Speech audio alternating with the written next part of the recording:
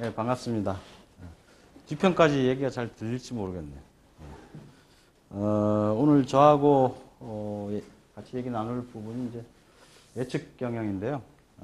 최근 아까 소개드린 것처럼 비즈니스의 90%는 예측이다. 그런 제목으로 나왔습니다. 근데 비즈니스의 99%가 예측 맞습니까? 예. 처음에 책을 구상했을 때 이제 원제가 그냥 예측 경영이었어요. 출판사에서 고민을 좀 하더라고요. 책이 과연 팔리겠느냐, 예측 경영이라는 이름으로. 요즘 제가 예측 경영 주제 가지고 세미나를 하는데 굉장히 많은 분들이 오세요. 관심이 굉장히 높다는 뜻이죠. 근데 출판사에서는 좀 말랑말랑한 제목으로 가야 되겠다. 예. 그래서 비즈니스의 절반은 예측이다. 처음에 이제 안에서 그런 제목이 나왔다가 절반 가지고 과연 그래서 99%까지 올라갔습니다. 100%라고 얘기할 수는 없으니까. 근데 이제 덕분에 독자의 99%가 모르는 책이 돼버린 그런 안타까운 사례가 아닌가. 마침 여기 기회가 돼서 같이 얘기할 수 있게 돼서 대단히 반갑고요. 오늘 크게 세 가지 주제로 왜 지금 예측 경영을 고민해야 되는가. 두 번째로 요즘 이제 빅데이터에 대한 관심들이 높아서 빅데이터와 예측 경영의 관계에 대해서 한번 좀 고민을 해보고 예측 경영을 실제로 기업에 적용하기 위한 프로세스에 대해서 같이 고민해보는 이런 시간을 갖도록 하겠습니다. 뭐 유사점이 좀 있을 것 같아서 그냥 해왔는데 우리가 그 변화가 빠르다라는 얘기를 굉장히 많이 하죠. 그래서 거기에 대한 대처하는 나름대로의 방법들을 다들 조금씩은 가지고 계실 거예요. 그래서 어떤 분은 또는 어떤 기업은 쫓아가기 귀찮으면 아예 이제 쫓아가는 것 자체를 포기하고 자기 고유의 길을 그냥 가버리는 이런 것도 방법이죠, 사실. 개인의 인생에서는 충분히 뭐 또 그것도 남들 다 빠를 때 느리게 살다 보면 언젠가 느리게 살기가 새로운 트렌드가 되는 이런 시대도 오니까. 그런데 기업처럼 많은 사람들이 계속해서 유지하고 성장해야 되는 이런 조직은 사실 그런 여유를 부리기가 쉽지가 않죠. 그래서 갈수록 어떤 변화에 대한 예측이 중요해지는데, 제가 그동안 뭐 국내 기업들하고 접촉을 해보면 말로 굉장히 중요하다라고 얘기하는 것 같고 실제하고는 굉장히 다른 그런 경우를 많이 봤습니다. 그러니까 뭐 정부 쪽도 그래요. 그 전에 미래 그 레저 관광 도시 개발 관련된 걸 봤는데 거기 뭐 이렇게 그 미래 예측 자문을 좀 해달라 그래서 참석을 했는데 2025년까지 국내에 큰 규모의 레저 관광 도시를 3개를 짓겠다 이런 거예요. 우리가 뭐 건설 쪽 예산 아시잖아요. 하나 지려면 어마어마한 돈이 드는데 앞부분에 미래 레저 관광 도시, 그러니까 미래는 어떤 도시가 레저 관광 도시가 될 수 있을지를 이제 조사를 해야 되는데 거기에 투입되는 비용은 이제 몇백만 원 수준이에요. 그러니까 뭐 외국에서 그런 어떤 도시 관광과 관련된 새로운 트렌드에 대해서 나온 리포트라든지 신문 기사라든지 이렇게 쭉 수집해가지고 뭐 짜집기 해서 예측을 하고 실제로는 이제 예측을 별로 이렇게 중요하게 여기지 않는 거죠. 또 많은 기업에서 보면 밑에 하위 부서에서 어떤 그 위기와 기회에 대한 예측 보고서를 올려도 CEO의 생각대로 사실은 마지막엔 가죠. 그런 사례가 우리나라 기업에만 있는 게 아니고 전 세계적으로 있습니다.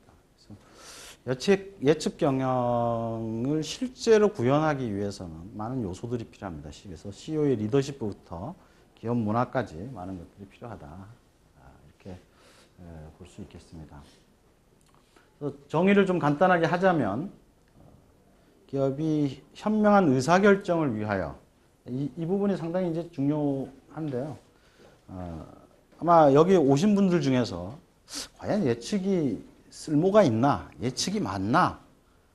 이런 생각도 하시는 분도 계실 것 같고 그래서 예측 무용론도 많이 나옵니다. 그래서 그런 어떤 고민들의 내용을 살펴보면 결국 잘 맞추냐 이런 문제예요. 노스트라다무스냐 이런 거예요. 그런데 가만히 생각해 보면 우리가 기업 경영을 위해서 예측하는 것은 물론 맞출 확률을 높이는 게 필요하겠죠. 그렇지만 잘 맞추는 것 그 자체에 있는 게 아니고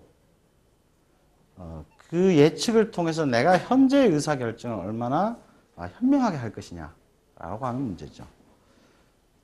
재미있는 게 이런 미래 예측, 변화가 빠르다 이렇게 하면 되게 소비재 영역에서 이런 예측 경영 시도가 일찍 시작됐을 것 같잖아요.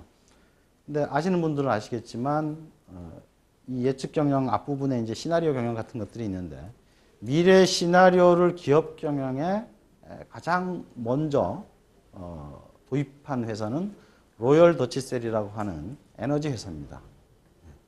1960년대 후반에 로열 더치셀 내에 시나리오 팀이 처음으로 구성이 돼서 그 팀의 가장 큰 성과 중에 하나가 이제 중동 지방의 위기에 대한 예측이었죠. 그래서 그 전까지만 해도 세계 석유 7대 메이저라고 하는 기업들이 석유 배급에 대해서 정권을 갖고 있었죠. 그런데 60대 후반부터 70대 들어가면서 이제 오페크니 이렇게 해서 중동 산유국들이 이제 결정권을 갖게 되고 73년에는 전쟁이 일어나죠. 예. 중동 국가들하고 이스라엘 사이에 전쟁이 일어나고 그래서 유가가 엄청나게 이렇게 뜁니다. 이런 불안 상황을 미리 예측을 한 거죠. 그래서 그 60년대 중반까지만 해도 로열 더치셀이 세계 기업 순위에서 메이저 기업들 중에 제일 꼴찌였어요. 7위였는데 오늘날 보시면 거의 1, 2위를 다투는 기업으로까지 이렇게 성장을 하게 된 배경에 그런 미래 위기와 기회를 미리 읽으려고 하는 그런 노력과 그걸 통해서 현명한 의사결정을 하는 그런 게 들어있는 거죠. 80년대 초반에 비슷한 사례가 로열 더치셀 내에 있었어요. 그때 로열 더치셀이 내려야 했던 현명한 의사결정은 뭐였냐면 천연가스 유정을 파야 되느냐 말아야 되느냐. 근데 이제 그 천연가스 유정이 어디 있었냐면 북해 바닷속에 있었던 거예요. 그래서 바닷속에 기계를 박아가지고 시추하고 이렇게 하는데 몇십억 달러의 이제 예산이 필요한 상황이어서 과연 이게 현명한 의사결정이냐라고 하는 데 대한 고민이 있었고 그래서 시나리오 팀에 미래 예측을 분석을 의뢰를 하게 된 거죠. 그때 그 팀에 있던 분이 피터 슈워츠라고 하는 분인데 오늘날 지금 전 세계에서 가장 유명한 시나리오 분석가이시죠. 근데 피터 슈워츠 팀에서 분석을 하는데 그러면 이제 미래 천연가스의 가격이라든지 수요라든지 이런 것에 영향을 주는 변수에 대해서 고민을 하고 자료를 수집하겠죠. 그 과정에서 한 연구원이 이런 얘기를 했다 그래요. 혹시 소련이 망하면 어떻게 되지? 이게 80년대 초반입니다. 자, 소련이 망하는 게 천연가스 파는 거하고 어떤 관계가 있을까요? 소련이 망하면 천연가스 시장에 무슨 일이 생길까요? 아무 일도 안 생길까요? 한번 생각해 보세요. 천연가스 이제 몇십억 달러를 들여서 그러니까 앞으로 이제 에너지 수요 계속 늘어날 거에 대비해서 유정을 파야 되겠다. 그런데 어떤 변수가 있을까 고민하다가 그걸 이제 예측 시나리오를 짜려면 불확실성이라든지 트렌드라든지 이걸 조사해야 되니까 조사하는 과정에서 한 연구원이 그런데 만약 소련이 망하면 이 된 거죠. 소련이 망하면 무슨 일이 생길 것 같습니까? 공급? 네, 어떤? 예? 천연가스의 공급이 왜? 이제 북극 쪽에 있는 예. 러시아가 가지고 있는 천연가스가 공급이 되니까. 예. 사실은 북극 쪽에 있는 게 아니고 러시아 땅에 바다가 아니고 땅에 막대한 천연가스가 매장돼 있기 때문에 만약에 소련이 망하면 유럽으로는 어떻게 가스 옮기면 됩니까? 그냥 송유관처럼 이렇게 그 파이프 설치하면 되잖아요. 그죠? 그다음 땅에 파는 거니까 채굴 비용이 굉장히 싸겠죠. 그죠? 그러니까 막대한 투자를 해서 바닷속에서 천연가스를 홀려 가지고 파는 것하고는 가격으로 게임이 안 되겠죠. 그죠? 그래서 결국 그 유정을 판 게 아니라 유정을 파지 않기로 결론을 내렸는데 그 앞단의 요 시나리오 팀에서 그래서 본격적으로 소련의 붕괴 가능성에 대한 그 조사를 했고 그 결과가 21세기에 오기 전에 망할 가능성이 상당히 높다라는 판단이 나와서 결국 이제 포기하게 된 거죠. 그러니까 예측이라고 하는 것은 그 예측 자체의 정확성이 우리를 훨씬 더 재밌게 하지만 실제로 예측의 효용은 현명한 의사결정입니다. 특히 이런 어떤 중장비 산업들, 대형 투자가 필요한 산업들은 훨씬 더 민감하죠. 그죠? 한 번 투자 잘못하면 10년을 다 말아먹기 때문에 예를 들어서 해운업 하시는 분들이 앞으로 크루즈냐 컨테이너냐 이거에 따라서 선투자가 너무나 많이 돼야 되기 때문에 굉장히 중요한 요소죠. 그래서 예측 경영은 예측을 기업 자산으로 활용하는 건데 그 자산이 갖는 의미는 뭐냐면 현명한 의사결정입니다. 그럼 조금 전에 얘기한 그 피터 시워츠의 시나리오 경영과 그럼 예측 경영은 어떻게 다르냐? 그냥 간단하게 짚고 넘어가면 시나리오 경영의 경우만 해도 기업이 처해 있는 그런 경영 환경의 그 경험을 통해서 이건 지금 우리가 고민해 봐야 되겠다. 혹은 어떤 문제적 상황에 처했을 때 다시 말해서 예측 주제들이 포커싱되고 거기에 대해서 그래 이건 한번 우리 제대로 한번 예측하고 가보자. 이런 결정이 내려지고 나서 그걸 시나리오 팀에서 그 시나리오를 작성하는 형태로 다시 말해서 문제가 불거지고 난 다음에 그 문제를 이제 해결하려고 하는 거죠. 이제 조금 뒤에 보시겠지만 오늘날 우리가 처해 있는 경영 환경은 언제 어디서 그런 위기와 기회의 요소들이 나올지 알 수 없는 그러니까 소련의 붕괴와 같은 일들이 1년에 몇 번씩 생길 수도 있는 그런 어떤 환경으로 변화했기 때문에 항상 기업이 미래에 대한 지식을 지속적으로 수집하고 그 속에서 위기와 기회의 요소들을 도출해낼 필요성이 생기는 거죠. 그래서 그게 시나리오 경영과 예측 경영의 어떤 차이라고 볼 수가 있습니다.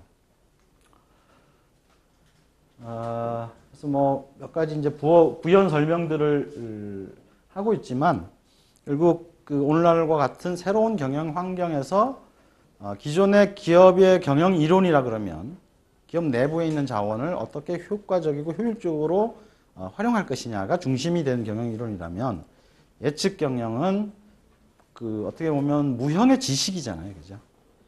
근데 우리가 이런 경험은 한번 했죠. 그게 뭐냐면 브랜드 에쿼티죠. 브랜드 자산. 기업들이 90년대 후반부터 브랜드 자산의 중요성을 알기 시작했잖아요. 그죠? 근데 브랜드 자산은 어디에 있는 겁니까? 기업이 자체적으로 보유했다기보다는 고객의 머릿속에 있는 거죠. 고객의 머릿속에 있는 무형의 자산을 기업 자산으로 생각하기 시작한 거죠. 이제 예측은 또 다른 형태입니다. 이거는 고객의 머릿속에 있는 게 아니라 기업 내부에, 기업의 두뇌 안에 있어야 되는 거죠. 기업의 두뇌 안에 미래 변화가 들어 있어야 되고, 그걸 이제 자산으로 생각하자, 이제는. 제가 이런 우스갯소리를 가끔 이제 강연에서 하는데, 세계에서 제일 빠른 사람이 누굽니까? 100m. 예, 우사인 볼트죠. 근데 우사인 볼트하고 저하고 100m 달리기를 한단 말이에요. 제가 이길 가능성이 있습니까? 없습니까? 없어요? 아니, 뭐, 보지도 않고 미리 그렇게 정해 놓습니까? 내가, 8초에 뛸지 모르잖아요. 9초 5쯤 뛰죠? 안 믿으시네. 참. 예. 믿지 못하시겠지만, 제가 중고등학교 때는 항상 그 육상 쪽에 최소한 우리 반 대표는 했어요. 네. 제 최고 기록이 제 최고 기록이 12초 8입니다. 네. 그 정도는 빠르지 않아요? 12초 8. 저보다 100m 기록이 좋으신 분. 중고등학교 때 12초 8보다 빨리 뛰신 분. 그거 없잖아요. 그죠? 그래도 우사인 볼트한테는 안 되겠죠. 그런데 우사인 볼트하고 저하고 뛰는데 이길 수 있을 때가 있다. 게임의 규칙이 정해져 있는 시장에서는 볼트와 제가 뛰면 죽었다 깨어나도 못 이기죠. 볼트를 다치게 하는 수밖에 없죠. 그런데 게임의 규칙이 달라지면, 다시 말해서 어디가 결승점인지 모른다면 볼트가, 그죠? 그러니까 걔는 저 방향으로 쭉 가고 9초 5에 뛰는데 저는 걸어서 20초에 가도 빨리 갈 수 있죠. 결승점이 다르면, 그죠? 결승점을 볼트는 모르고 저는 안다면 제가 빨리 갈 거다. 예전에 안철수 씨가 그 효율이 아니라 이제 효과의 시대라는 얘기를 했었는데 그 똑같은 얘기입니다. 효율은 가지고 있는 자산, 우사인 볼트로 치면 인간이 가지고 있는 신체적 자원을 가장 효율적으로 100m에 특성화시킨 거잖아요. 그죠? 그게 효율입니다.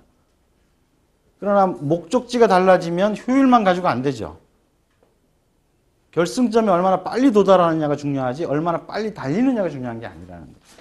그러니까 오늘날의 환경이라는 게 그렇게 결승점이 자꾸 바뀌는 거예요. 어떤 변화를 수용해서 열심히 가고 있는데 그게 아니라고 다른 게 또 나오는 거죠.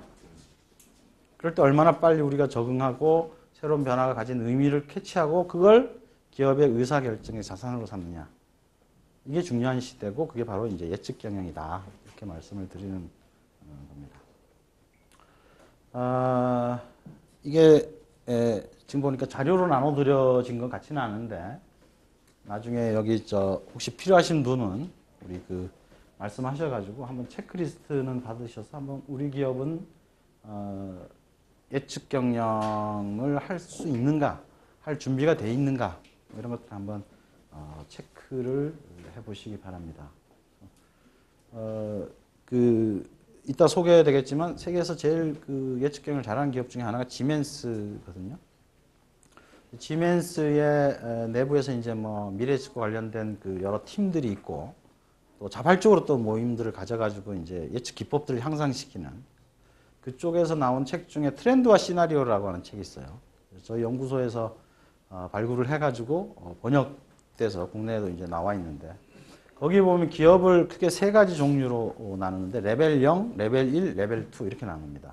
그래서 레벨 0은 뭐냐면 희망찬 기업이다. 근데 왜 희망에 찼냐? 미래가 어떤지에 대해서 전혀 고민한 적이 없기 때문에 뭔가 좋게 되기를 바라면서 열심히 사업을 하는 거예요. 뭔가 미래에는 지금이 아니라 미래에는 뭔가 나한테 좋은 일이 있기를 기대하면서 하는 기업. 전통적으로 많은 기업들이 사실 그렇게 해왔죠. 그 다음에 레벨 1 기업은 뭐냐면 미래 예측의 중요성은 알아요.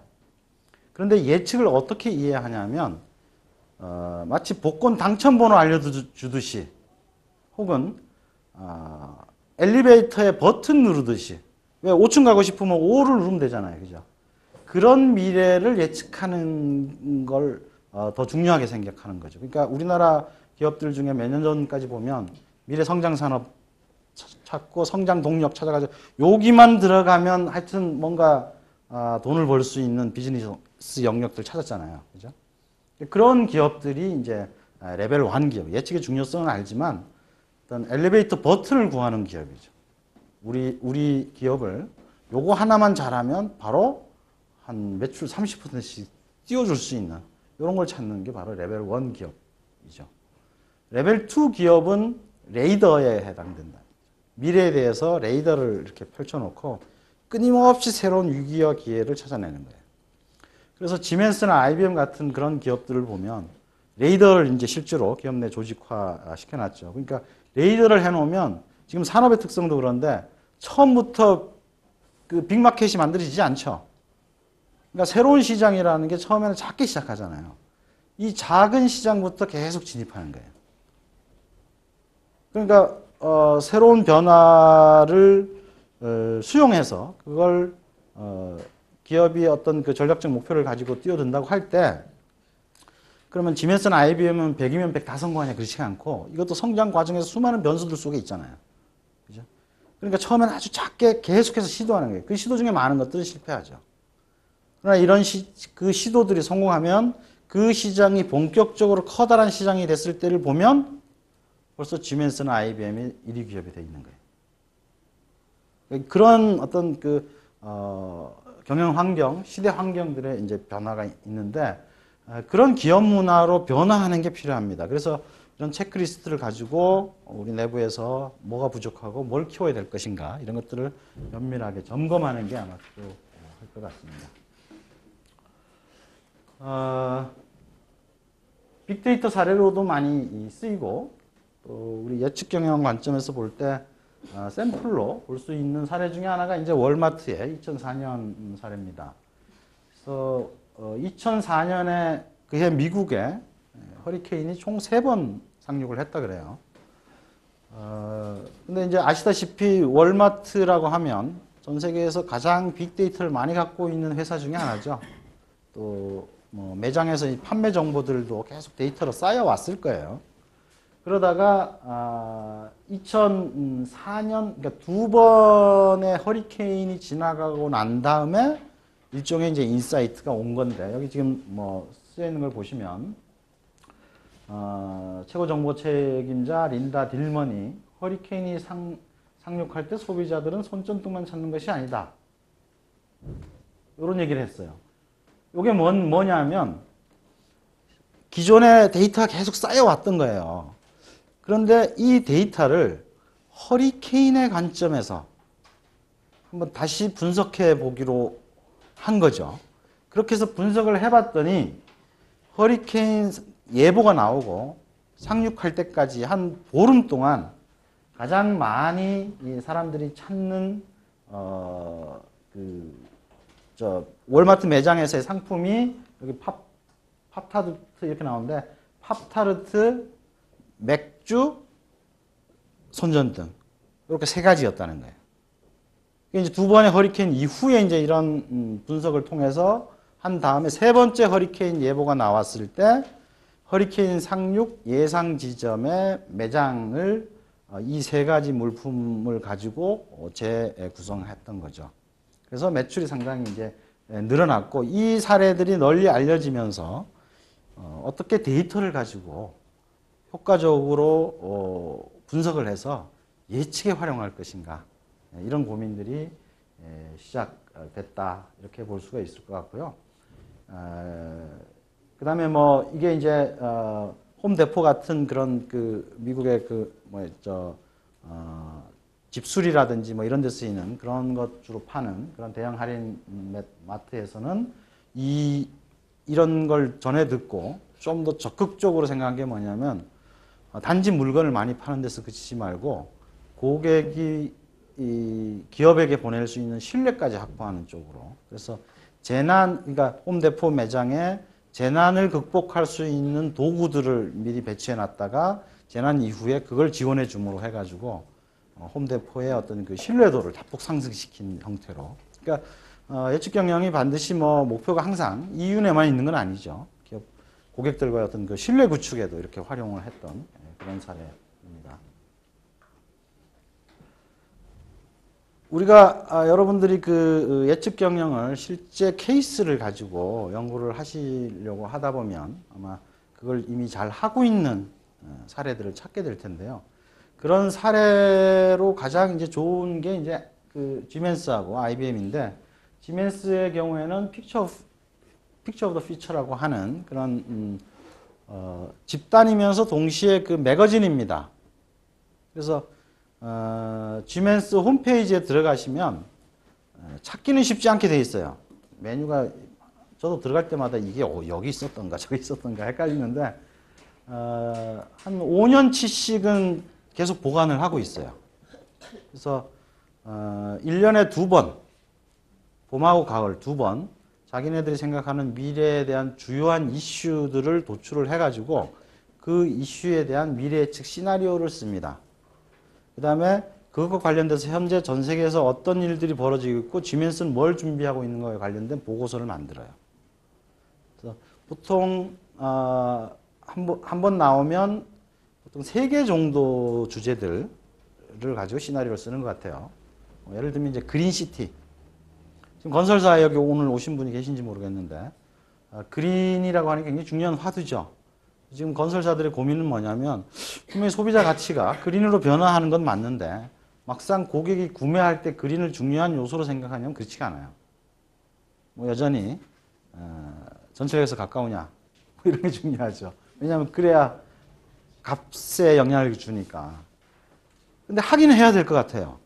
근데 그린에 관련된 어떤 테크놀로지들은 굉장히 많은 투자가 필요해요. 장기적인 투자. 예를 들어서 에너지 같은 경우. 이거 어떻게 해야 되지? 이제 이런 거죠. 지멘스에서 내놓은 걸 보니까 그린시티를 2050년까지 시나리오를 이미 짜고 있더라고요. 그 얘기는 뭐냐면 이제 그린시티처럼 이렇게 그 도시라고 하는 규모도 크고 또 잘 안 변하는 것 중에 하나죠. 주거가. 그죠? 인테리어 같은 건 빨리 변하지만 주거 문화 전체는 그렇게 쉽게 변하지 않는 거죠. 그러니까 그때는 예측 그 주기가 길어지는 거예요. 뭐 2020년 관련된 시나리오 중에 어떤 게 있었냐면 오픈 이노베이션, 개방형 혁신. 궁금하죠? 개방형 혁신이 과연 앞으로 어떻게 돼갈까 궁금하지 않으세요? 안 궁금해 하시는 분이 꽤 계시네. 효율과 효과 얘기한 것처럼 혁신이라는 게 어쨌든 기업이 계속 해나가야 될 일인데 기업 내부 자원을 죽으라고 효율적으로 돌려봐야 기업 내부에 소수뿐이 없는데 외부에 10,000명의 동조자를 데리고 하는 혁신을 추구하는 기업을 따라갈 수가 없는 효과가 그쪽 기업이 훨씬 많은 거죠. 우리 기업은 1,000명이고 상대 기업은 200명뿐이 안 돼도 200명짜리 기업이 훨씬 풍부한 자원을 가지고 혁신을 할 수 있어요. 이게 개방형 오픈 이노베이션이란 말이에요.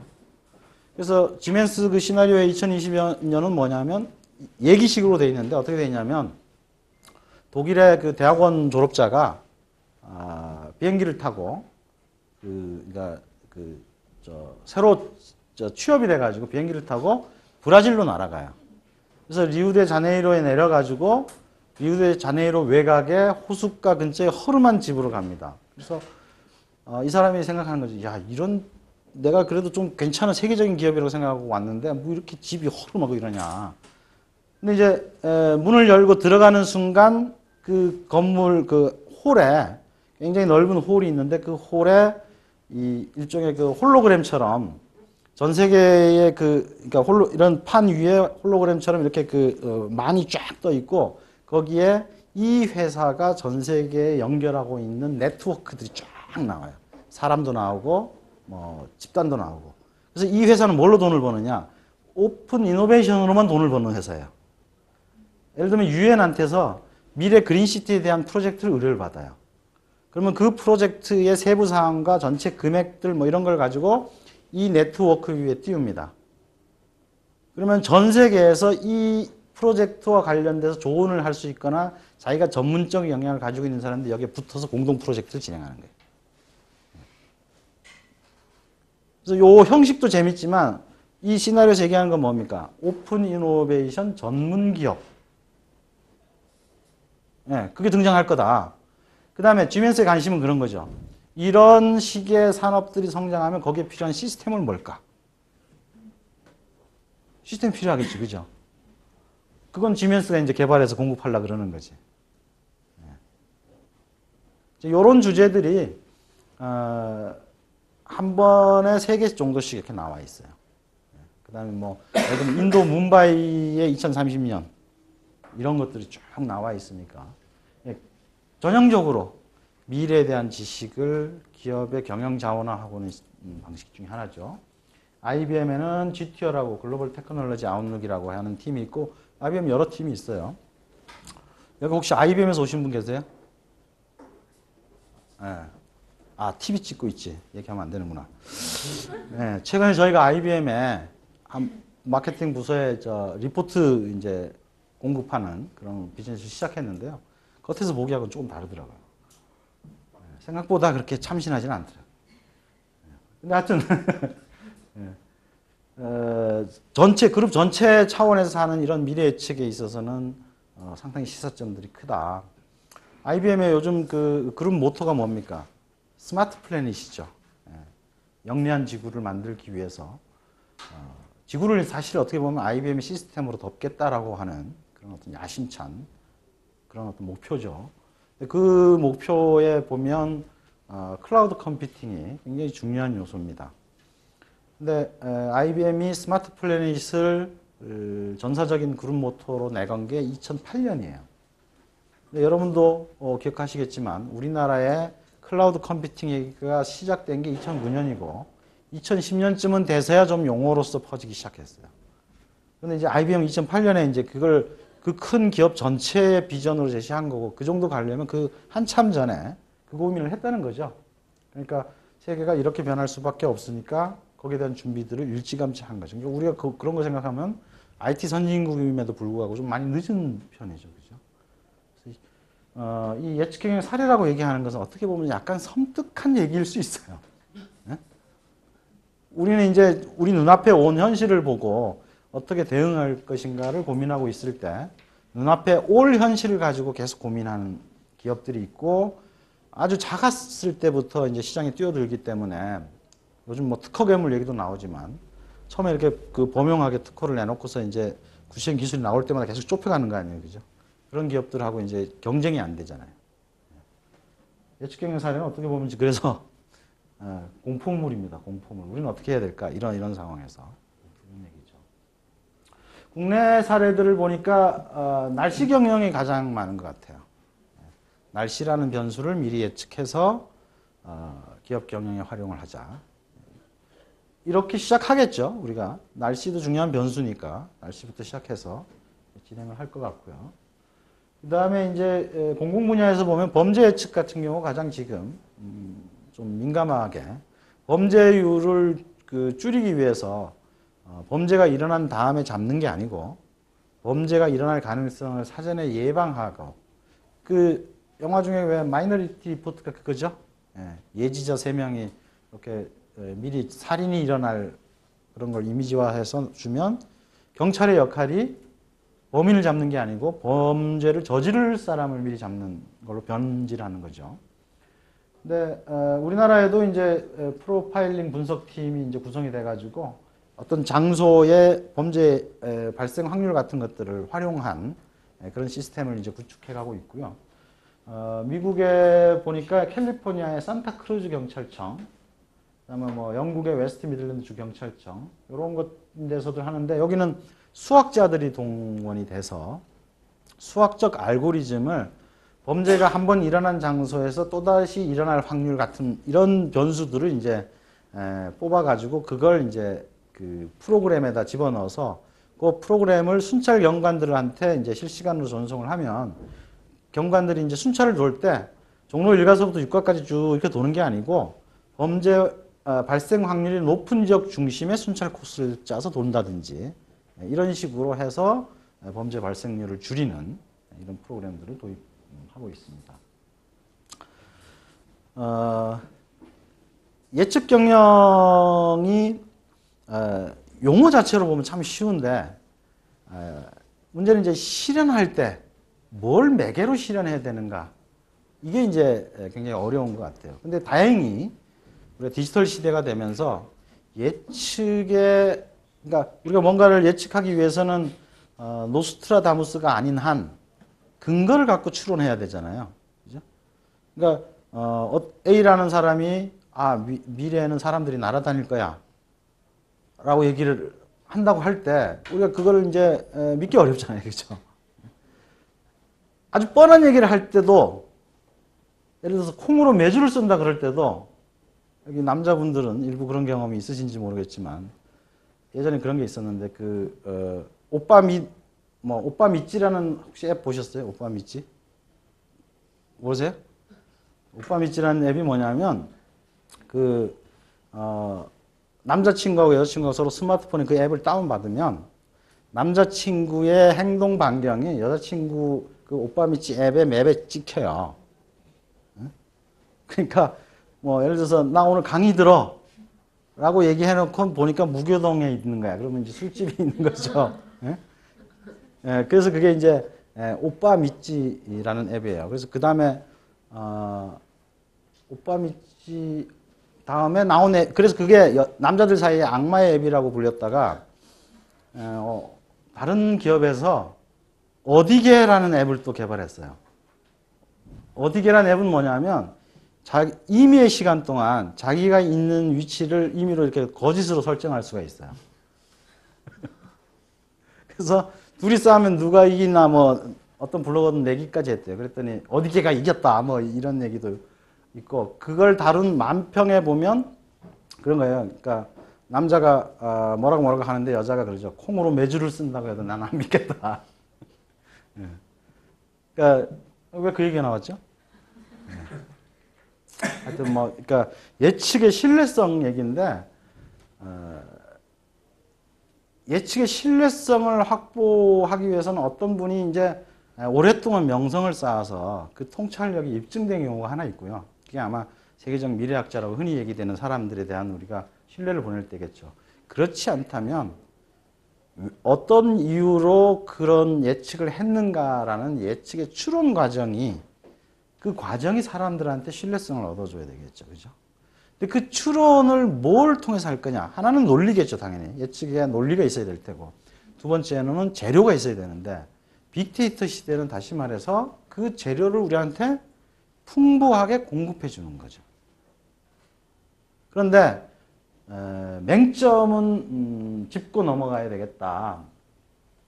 제가 여기다가 영리한 빅데이터 시대 이렇게 얘기했는데 이걸 마치 예전에 지식경영, 그다음에 무슨 뭐 CRM 이런 것처럼 어떤 프로젝트를 도입해 가지고 시스템을 잘 구축해 놓으면 얘가 자동으로 영리한 예측이나 영리한 결과를 내놓을 것이다 라고 생각하고 있다면 이건 거의 망상에 가까울 것이다 라고 보는 거죠.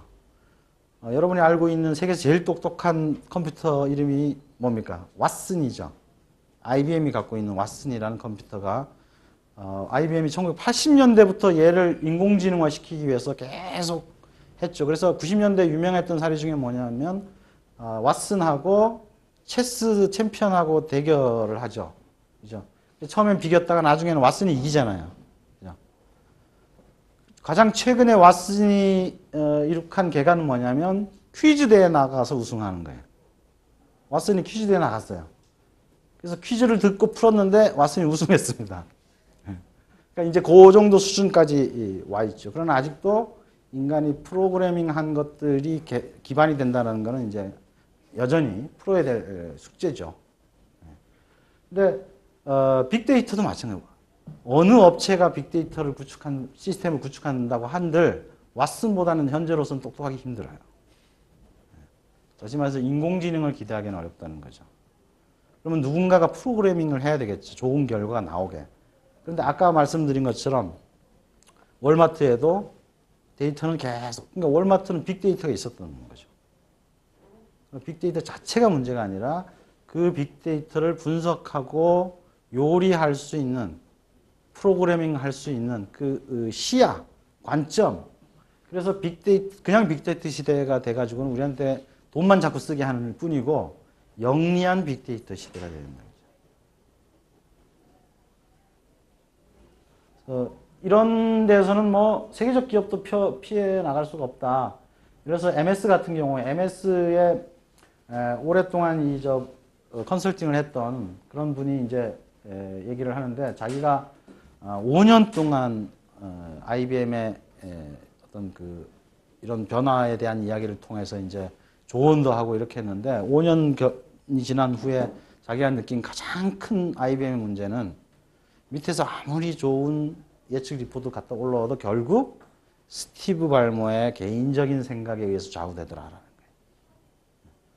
그러니까 그래서 어떻게 되냐면 많은 분석들이 스티브 발머의 결정을 보완하는 데 쓰이는 거예요.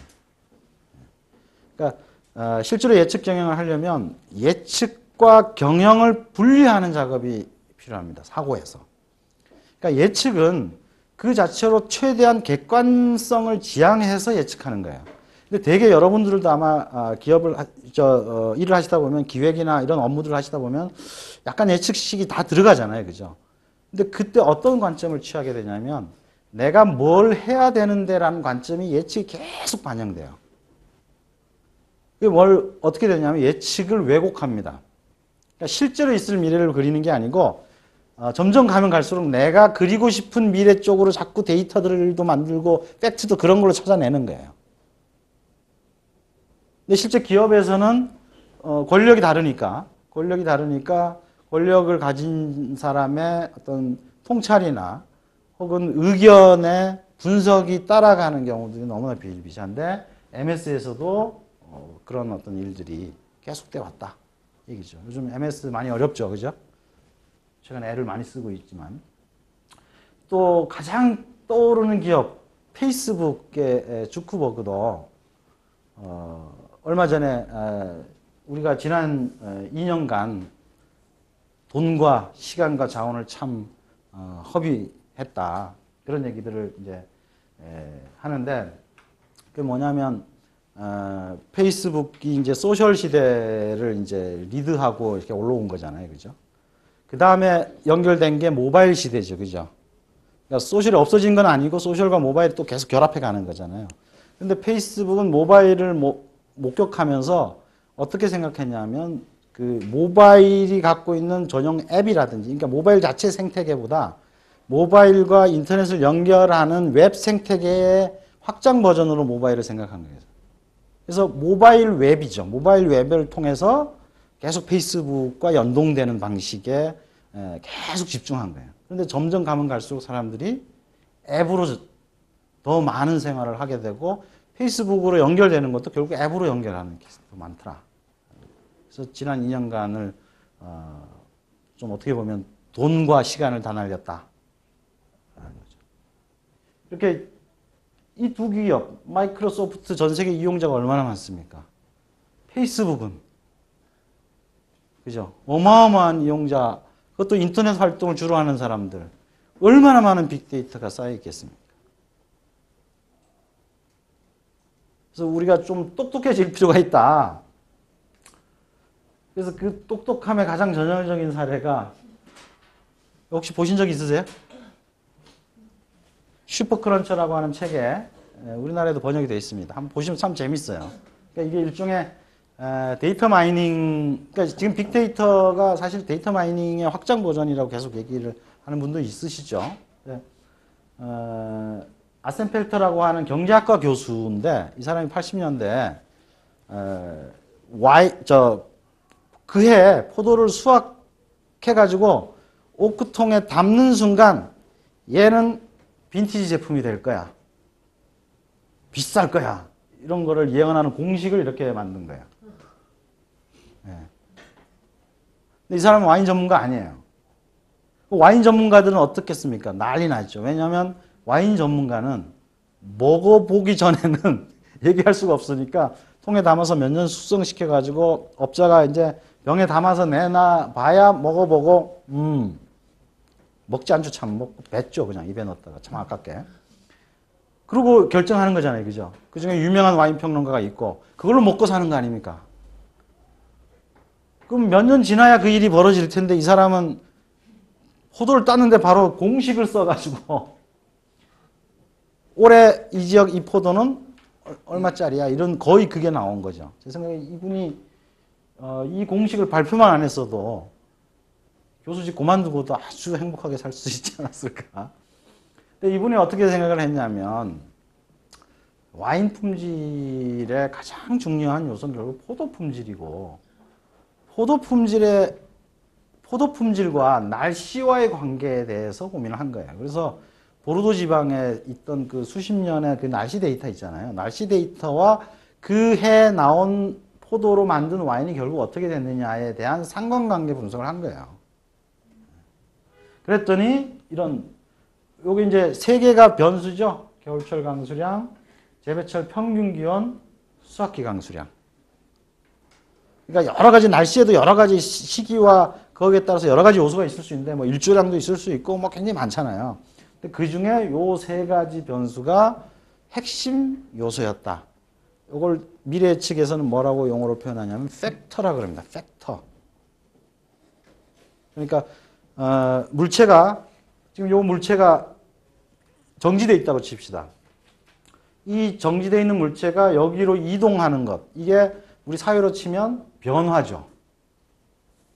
그러니까 우리 사회 안에서 지금 이런 식의 이동이 끊임없이 일어나는 거죠. 그죠? 그리고 우리가 예측한다면 뭘 예측하는 겁니까? 이렇게 이동하는 것이 어떤 방향이냐. 그죠? 첫 번째는 방향입니다. 방향.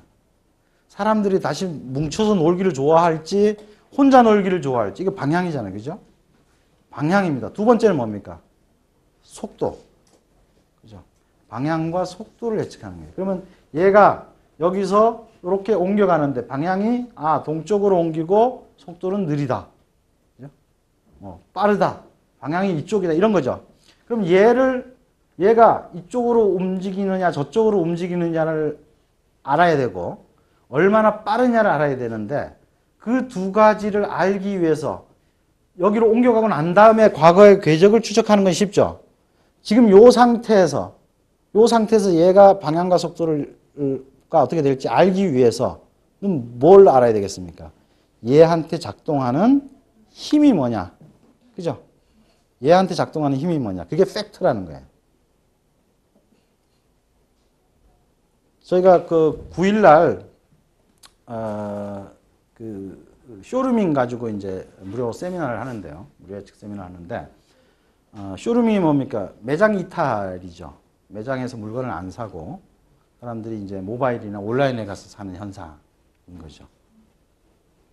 자, 쇼루밍이라는 현상을 이해할 때 기존의 마케팅 스터디나 뭐 이런 쪽은 뭐냐면 그 현상이 일어나게 된 과거 원인만 분석합니다. 그죠? 여러분 이런 거 많이 보셨을 거예요. 그 아이폰의 성공 비결. 그죠? 그럼 아이폰이 어떻게 성공했나에 대한 과거 원인들이죠. 말하자면. 과거의 원인이 어떻게 아이폰의 성공이라는 결과로 이어졌을까를 분석하고 거기에 대한 지식을 얻는 걸로 우리는 이걸 이해했다라고 생각하죠. 그죠? 근데 여러분 기업에 진짜로 필요한 지식은 뭡니까? 그와 같은 인과관계가 미래에도 지속될 것인가잖아요. 예측은 그거 하는 작업입니다. 요걸 혼동하시면 안 돼요. 아이폰은 왜 성공했는가를 가지고 우리 기업에 가져오면 성공합니까? 네, 그게 안 되는 이유는 아이폰의 성공이 현재라고 칠 때 그것의 원인은 과거에 있었던 거죠. 그죠? 그 인과관계를 그 사람들이 잘 해온 거예요. 그런데 요 인과관계가 현재에서 미래로 갈 때도 같다면, 다시 말해서 뭐 고속도로인데 앞으로 500km 계속 직진해. 그러면 핸들 안 잡아도 되잖아요. 그죠? 같은 방향으로 계속 가니까. 그런데 그게 아니고 꺾여진다면 과거의 인과관계가 그대로 연결되지 않죠. 그죠? 변화라는 게 어떻게 보면 우리가 목도하는 것들이 그런 것들이란 말이에요. 그러면 얘의 이동과 마찬가지로 거기에는 힘이 작동하겠죠. 그죠? 변화에는 항상 힘이 작동하는 거예요. 그 팩터입니다. 그럼 와인 같은 데서 와인의 품질에도 팩터가 있는 거예요. 한국 경제가 성장할 거냐 아니면 쇠퇴할 거냐 이런 것들을 예측할 때도 성장의 팩터와 쇠퇴의 팩터를 보고 비교 분석하면 되겠죠. 그죠? 와인도 그렇습니다. 그래서 이 사람이 분석을 해보니까 요 세 개의 팩터다. 팩터 앞에 이제 너무 과감한지는 모르겠지만 이렇게 상수를 집어넣어가지고 12.245, 145 이거는 와인의 품질을 몇 점 만점을 하느냐에 따라서 달라질 수 있는 거니까 어쨌든 요 세 개의 팩터를 찾아낸 게 와인의 품질과 가격을 예측하는 핵심적인 요소가 됐어요. 와인을 움직이게 만든 요소인 거죠. 그러니까, 똑똑해지는 빅데이터라는 건 제가 볼 때 결국 어떻게 이런 팩터를 적절하게 잘 찾아낼 것인가 상당 부분은 여전히 그 팩터를 찾을 수 있는 사람에 의존할 수밖에 없을 것 같습니다. 그러면 뭐가 필요합니까? 그런 눈을 가진 사람을 키워야 되겠죠. 그래서 제가 주장하는 예측 경영의 핵심 중에 하나가 기업 내에 규모에 따라 다르지만 예측 전문 부서가 있어야 된다. 예측을 자기 일로 생각하는 사람이 있어야 된다. 그러니까 내가 마케팅을 하는데 마케팅을 잘하기 위해서는 예측이 필요하다.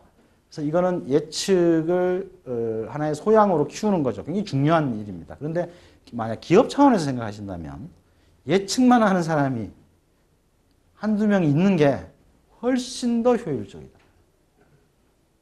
그러니까 예를 들면 제갈공명 같은 사람 하나 두자 이런 얘기죠. 근데 제갈공명은 스스로 천재가 되는지 모르지만 오늘날의 이 빅데이터 시대에는 예측이 충분히 훈련 가능하다는 거예요. 체계적으로 자료를 수집하고 일정한 프로세스를 가지고 분석을 하고 분석 결과를 실행해 본 다음에 피드백 받는 것들을 전문적으로 하다 보면 경험이 계속 쌓이는 거죠. 아까 제가 소개했던 IBM의 GTO 조직 같은 경우에는 애틀랜타 본사에 한 50몇 명 정도의 전문가들이 1년 내내 그것만 합니다.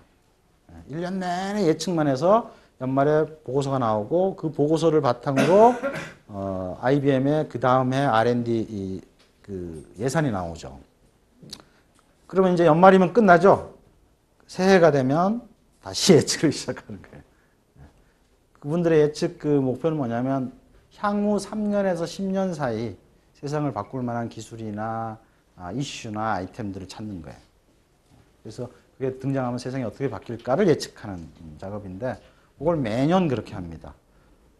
그러면 그게 한 5년, 10년 된다고 생각해 보세요. 이분들의 이 머릿속에 어떤 그 새로운 변화나 관련된 요소들이 나왔을 때 어떤 프로세스, 이런 공식들이 막 머릿속에서 막 돌지 않겠어요. 그죠?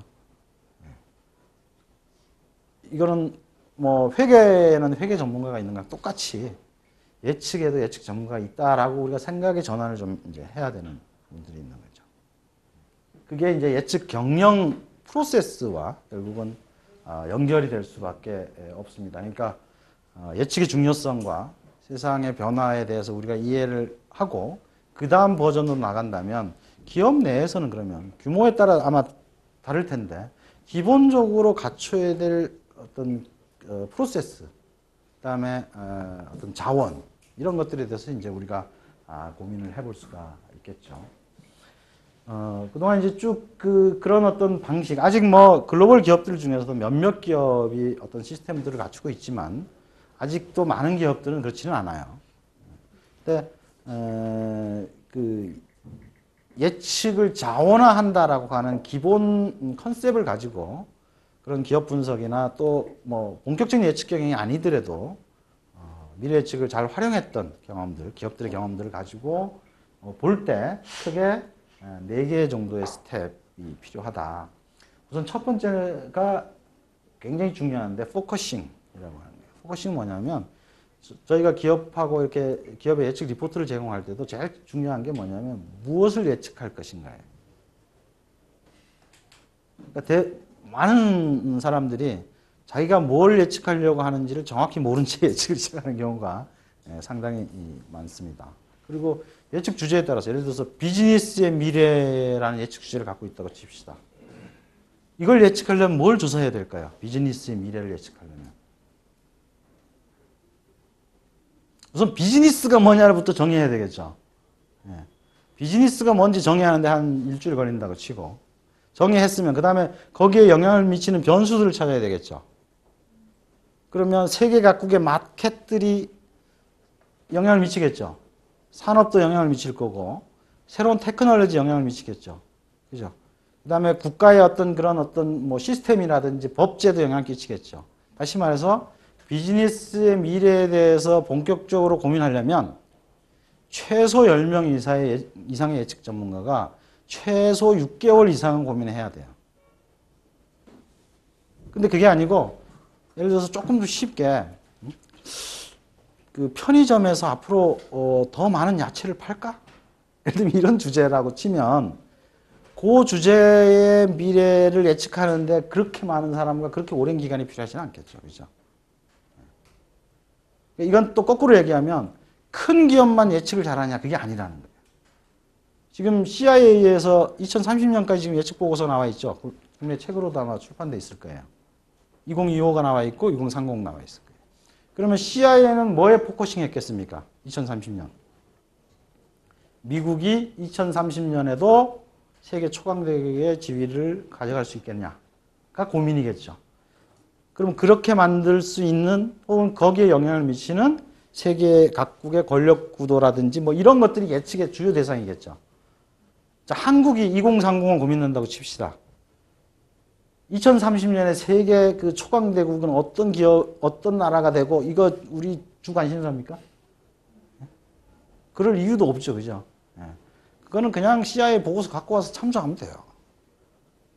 우리는 남북 문제라든지 훨씬 더 우리 주변에 동아시아가 어떻게 발전해 나갈 것이냐, 동아시아 연대가 일어날 거냐, 한중일은 계속 이렇게 티격태격 하면서 제대로 된 어떤 경제 협의체제 하나 못 만들 거냐, 이런 것들이 우리한테 훨씬 더 중요하죠. 걔네들한테는 변방의 변수일지 모르지만 우리한테는 그게 핵심 변수인 거예요. 포커싱을 어떻게 하느냐에 따라서 1인 기업도 충분히, 왜냐면 내가 하는 건 예를 들어서 나사 파는 기업이다. 그럼 나사와 관련된 것만 고민하면 되잖아요. 세계 경제가 이거, 그럼 남의 거 갖다 쓰면 돼요, 그거는. 그죠? 그래서 포커싱이 가장 중요한 요소입니다. 그러면 기업은 자기가 유통기업이잖아요. 그럼 유통기업, 건설기업, 그죠? 아니면 프랜차이즈. 그 기업에 맞는 포커싱된 예측 주제들이 있을 거예요. 처음에 그냥 바로 떠올리지는 않겠지만 그걸 찾아야 돼요. 우리는 뭘 예측해야 되는가를 알아야 되겠죠. 그 다음 이제 추적, 조정, 양식화라는 건 뭐냐면 그러면 우리가 포커싱한 주제에 대한 미래를 어떻게 어떤 근거들을 찾아야만 효과적으로 추적할 수 있겠는가 이런 시스템들을 만들어 나가고 그걸 내부에서 분석하는 방식들을 만들고 이런 과정을 통해서 우리한테 딱 맞는 그런 예측 프로세스들을 만들어내는 거죠. 그러니까 제가 지멘스 IBM 얘기했지만 지멘스 방식하고 IBM 방식이 달라요. 업종이 다르니까. 그죠? 또 회사의 그 모토 같은 것들이 다를 수가 있어요. 그래서 큰 거 하나 중심으로 가는 IBM은 그렇잖아요. 그죠? 어쨌든 IT라고 하는 큰 거 하나로 가죠. 지멘스는 유럽의 지위라고 불립니다. 수십만 종의 상품을 생산하는 기업이에요. 갖출 수가 없죠. 그죠? 그래서 그런 것들을 나중에 결국은 자기 기업에 맞는 프로세스를 만드는 게 이제 양식화. 이렇게 네 개의 스텝을 통해서 예측 경영이 실행이 되고. 자, 이제 그러면 예측 경영이라는 것을 실제로 구현하려고 할 때 우리가 좀 쉽게 접근하기 위해서 개념화시키는 두 가지 키워드가 필요한데요. 하나가 예측지입니다. 예측지. 또 하나가 예측지능. 저는 이제 그렇게 두 가지로 부릅니다. 예측지는 뭐냐면 한마디로 말해서 미래 예측 작업을 통해서 확보한 미래에 대한 지적 자원이죠.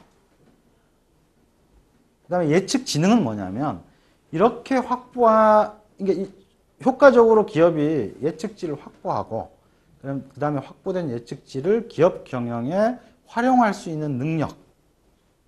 그래서 예측지능 쪽에 그러니까 우리가 어떤 사람이 지능이 높다 그럴 때 그 사람이 백과사전의 뜻이 아니라 변화된 환경에 잘 적응해서 아주 현명하게 행동할 수 있는 것이 예측되잖아요. 그죠? 똑똑한 사람은 어려움이 닥쳐도 잘 헤쳐나갈 거야. 뭐 이런 거잖아요. 지능이라는 게 그런 거잖아요. 그러니까 예측 지능은 그 기업이 새로운 계속해서 변하는 환경에 잘 적응할 수 있는 그런 능력. 그게 예측 지능이라는 거예요. 그래서 예측지와 예측 지능을 기업 내에 받아들여야 된다라고 하는 거죠. 자, 그리고 여기서부터는 이제 예측 경영이라는 큰 틀이 아니라 예측 경영을 나도 한번 해볼까? 뭐 아니면 이와 같은 요소들을 부분적으로라도 적용을 해볼까라고 고민할 때 생길 수 있는 그런 어떤 디테일로 이제 좀 들어간다고 보시면 되는데, 자, 예측지라고 제가 말씀을 드렸지만 예측지의 종류는 여러 개입니다. 그러니까 여러분 변화가 빠르다라고 할 때 변화는 이 모든 걸 포함하는 말이에요. 그런데 변화에도 층위가 있어요. 우리 바다에 가면 표면에는 파도가 있고 그 밑에 해류도 있고 그렇죠. 변화도 그렇습니다. 똑같이 변화라고 얘기하면 효과적으로 예측지를 만들 수가 없어요. 어떤 건 굉장히 빨리 지나갑니다. 어떤 거는 굉장히 느려요. 근데 느린 거는 느린 대신 그 변화가 미치는 영역이 어마어마하게 넓어요. 그죠? 그런 것들을 구분해서 무엇이 변하고 있는가, 어떻게 변하고 있는가를 그 분류를 좀 해서 살펴볼 필요가 있다. 가장 빠르고 작고 표면적인 것, 그게 이제 유행과 패드죠. 그죠? 유행과 패드입니다.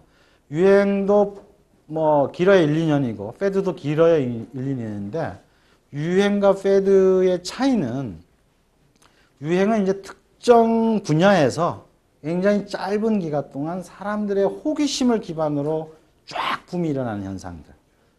그래서 호기심의 대상들이 보통 유행이 됩니다.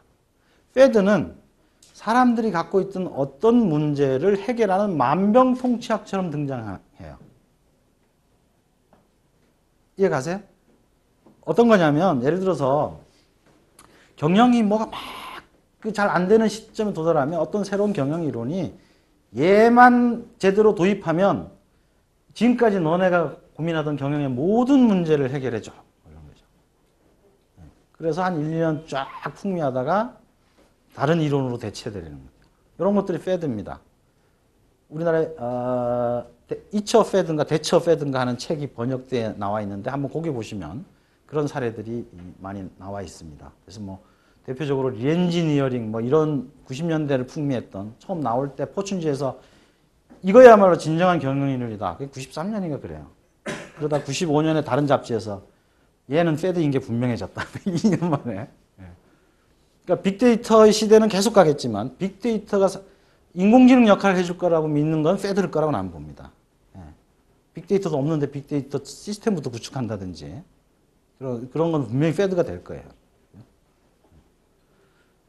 자, 그게 이제 유행과 페드고, 자, 여기서부터 쭉 요건 뭐냐면 변화에 관련된 우리가 알아야 될 미래에 대한 지식의 종류입니다. 자, 트렌드는 방향이 있는 10년 정도의 쏠림 현상을 트렌드라고 부릅니다. 유행보다는 길죠. 그리고 영역도 특정 산업 분야에서만 나타나는 게 아니라 사람의 변화를 기반으로 하기 때문에 여러 분야로 확대돼 나갑니다. 자, 트렌드 가운데 한 나라나 한 문화권이 아니라 전 세계적으로 동시에 수십 년 동안 같은 방향의 쏠림 현상이 생기는 걸 메가 트렌드라고 부릅니다. 그 다음에 문명 단위에서 그 문명의 구조를 만드는 어떤 규칙 혹은 속성을 패러다임이라고 부릅니다. 그러니까 우리는 자본주의 후기 문명을 살고 있기 때문에 자본주의 후기 문명의 패러다임이 있고, 이런 기본 구조 위에 전 세계를 특정한 방향으로 몰고 가고 있는 메가 트렌드가 있는 거죠. 그리고 이런 패러다임과 메가 트렌드의 상호작용 위에 계속 새로운 이머징 트렌드, 새로 성장한 트렌드들이 생겨서 약 10여 년 정도의 주기를 갖고 서로 계속 변모하는 거예요. 그리고 그 위에 파도처럼 유행이나 패드들이 계속 툭툭툭툭툭 하고 튀는 거죠.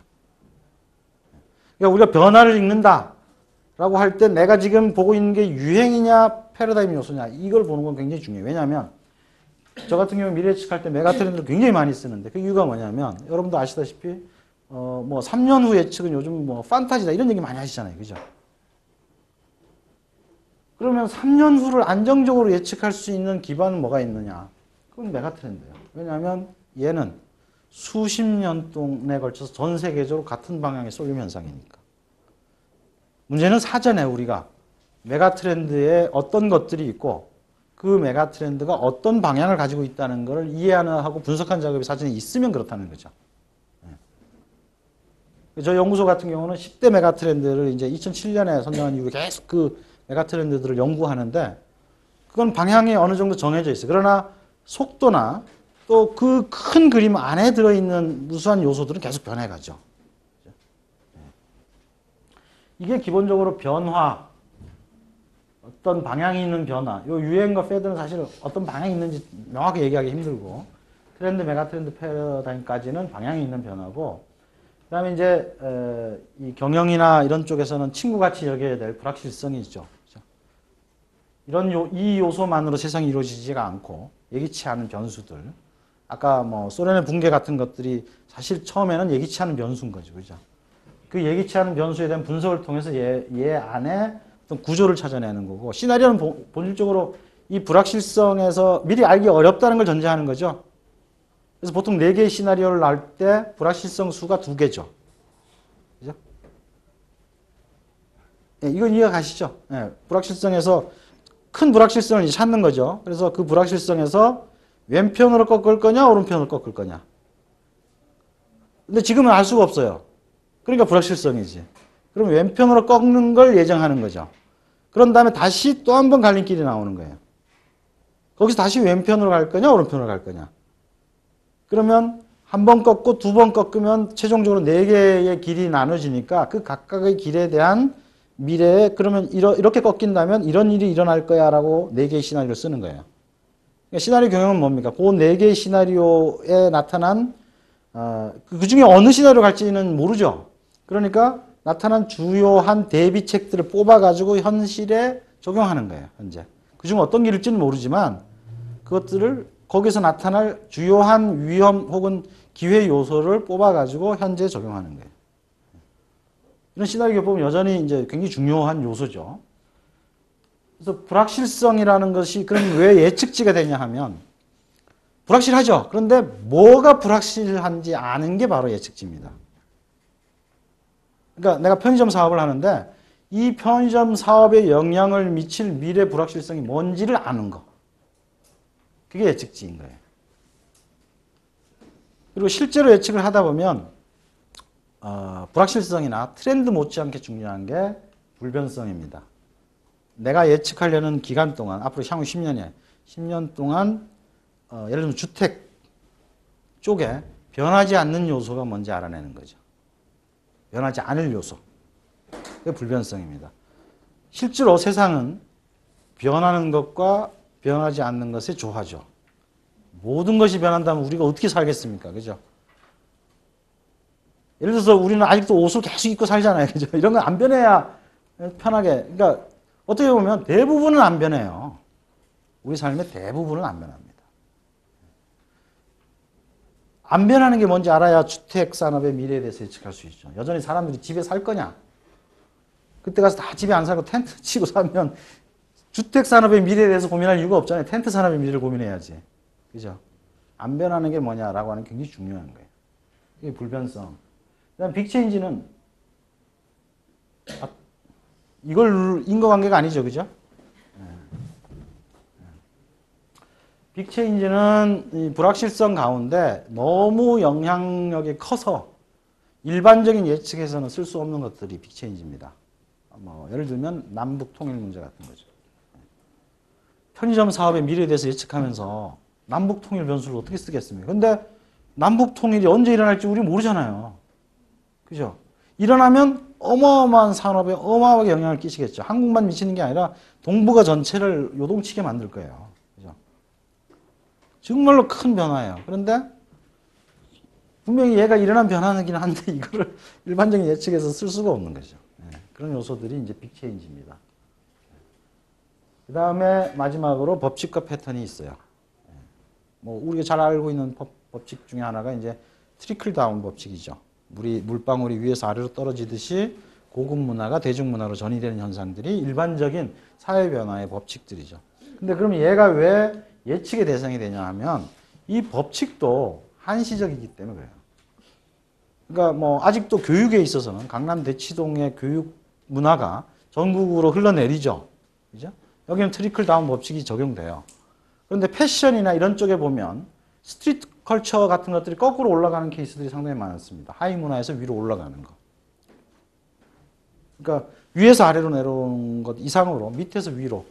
그러니까 고급 문화가 아니라 젊은이들의 문화가 고급 문화 쪽으로 이렇게 위로 올라가는 케이스도 상당히 많아졌어요. 그러니까 법칙이 항상 계속 유지되지 않는다는 거예요. 패턴도. 그래서 얘도 중요한 어떤 그 예측지입니다. 자, 이 얘기들은 쭉 정리하자면 뭐냐면 기업이 미래에 대해서 관심을 가지고 여러분들이 미래에 대해서 관심을 가지고 어떤 분은 뭐 개인적으로 관심을 가질 수도 있겠죠. 관심을 가지면 제일 먼저 할 게 뭐냐면 포커싱이에요. 그냥 미래에 대해서 관심 가져가지고는 너무 변수가 많고 이건 알 수가 없어요. 가능하면 디테일하게 줄일 수 있는 능력이 필요합니다. 내가 뭘 예측하려고 하는 건가? 그리고 이 점을 명심해야 돼요. 그 예측을 통해서 나는 현명한 의사결정을 하려고 하는 거지 얼마나 잘 맞추나를 하려고 하는 게 아니다. 내가 뭘 의사결정하려고 하는지 분명하고 그래서 포커싱된 주제가 분명한 거. 이거 굉장히 중요해요.